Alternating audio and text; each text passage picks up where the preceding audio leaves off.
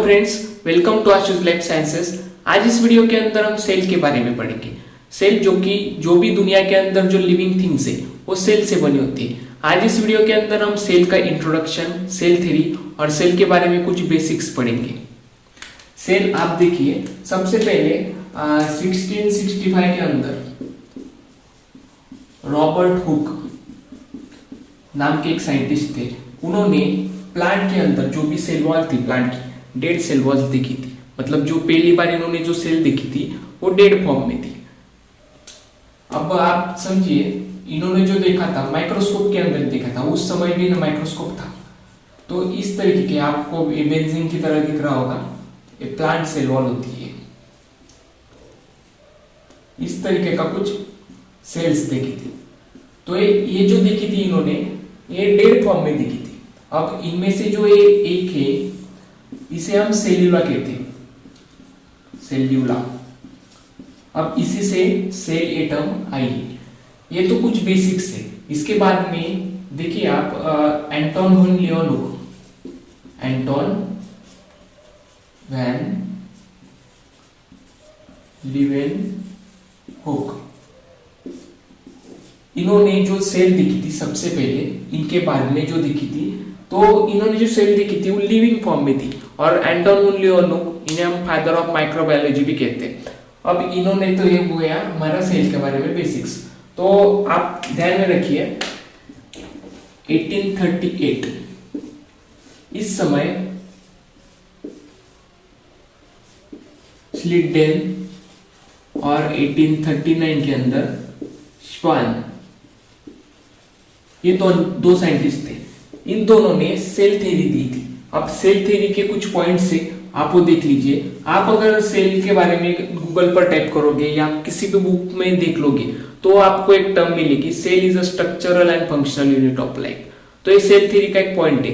अब आपने बहुत बार पढ़ा होगा ये cell is the structural and functional unit of life, लेकिन इसका मतलब क्या है आप मतलब समझिए। देखिए आप, cell is the structural and functional.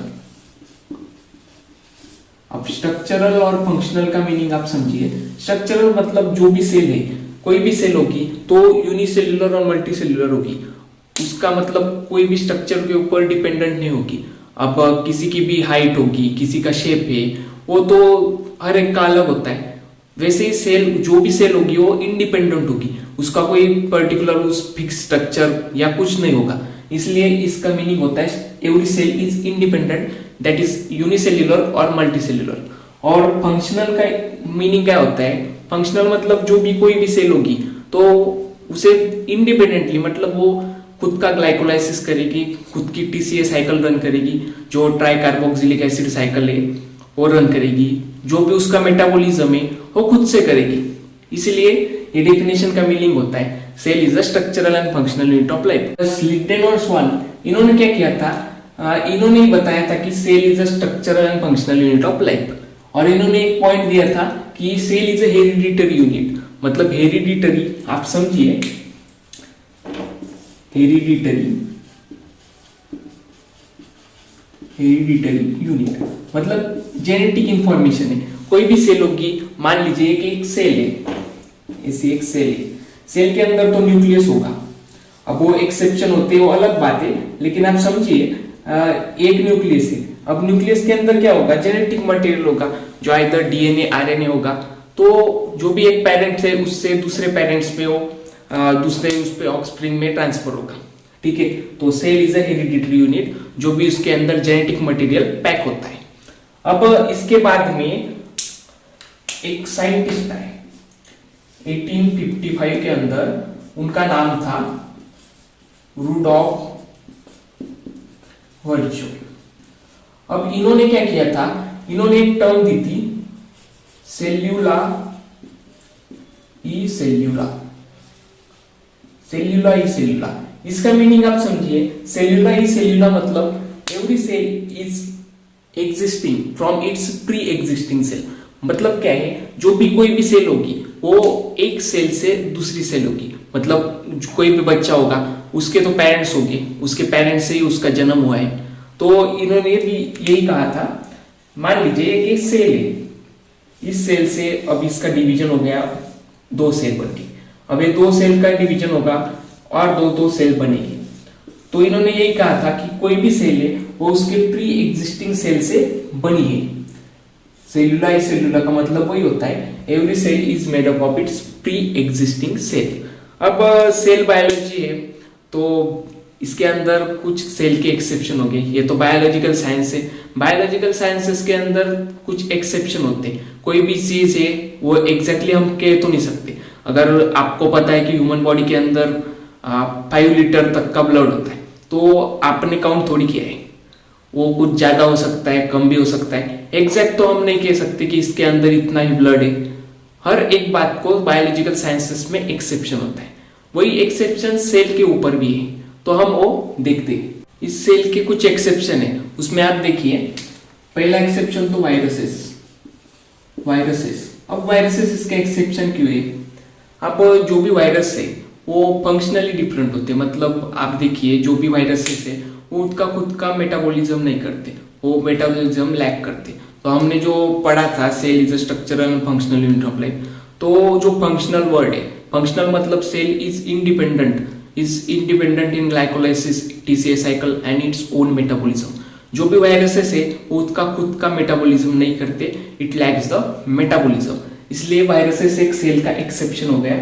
दूसरा एक्सेप्शन आप देखिए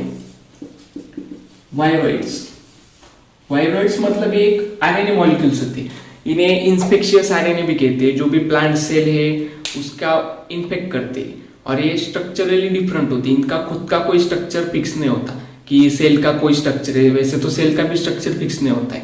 तो जो भी स्ट्रक्चर है वायरॉइड्स का वो फिक्स नहीं होता है, इसीलिए जो डेफिनेशन हमने पढ़ी cell is a structural and functional unit of life, तो स्ट्रक्चरल में एक एक्सेप्शन आता है वायरॉइड्स। इसके बाद में एक आप एक्सेप्शन देख लीजिए आरबीसी मतलब रेड ब्लड सेल। अब आरबीसी मतलब देखिए आप आरबीसी के अंदर न्यूक्लियस नहीं होता। अब कोई भी सेल आप देख लेंगे, मैंने आपको बताया भी कि हर एक सेल के अंदर न्यूक्लियस होता है, न्यूक्लियस के अंदर जेनेटिक मटेरियल होता है।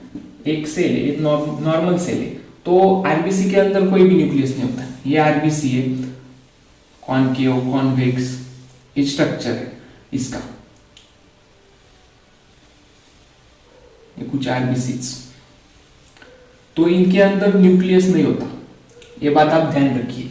इसलिए ये तीनों कुछ बायोलॉजिकल साइंसेस के अंदर जो एक्सेप्शन होते हैं, तो सेल के अंदर ये तीनों एक्सेप्शंस है।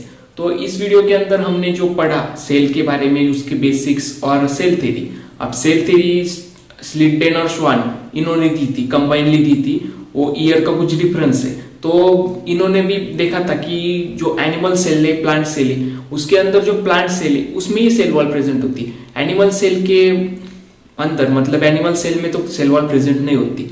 और उस टाइम पर जो टर्म थी एक प्लाज्मा मेम्ब्रेन, तो आज हम जानते, लेकिन तब इन्होंने जो श्वान थे उन्होंने तो कहा था कि एक थिन लेयर देखा उन्होंने, जो भी प्लांट सेल एनिमल सेल है उनके ऊपर थिन लेयर दिखा, तो उसे हम प्लाज्मा मेम्ब्रेन कहते हैं। आने वाली वीडियोस के अंदर हम उसे डिटेल में पढ़ेंगे, प्लाज्मा मेम्ब्रेन, और जो भी सेल के अंदर जो ऑर्गेनेल्स है उसकी स्टडी भी हम करेंगे, एक एक ऑर्गेनेल को हम डिटेल में पढ़ेंगे। और अगर आपको ये वीडियो पसंद आया हो तो इस वीडियो को लाइक कीजिए, शेयर कीजिए और इस चैनल को सब्सक्राइब कीजिए। Thank you very much for your patience listening.